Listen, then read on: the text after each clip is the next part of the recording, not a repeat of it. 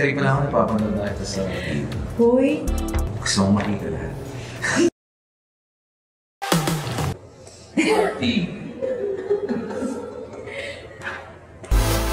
Hindi mo kami lilibre. Is your favorite accessory?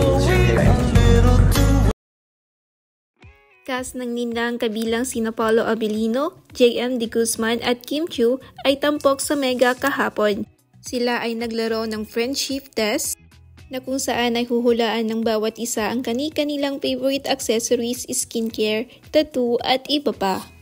Umani ng reaksyon ang cute moments ng Kim Pao, lalo na noong sinabi ni Paolo na si Kim daw ang favorite accessories niya.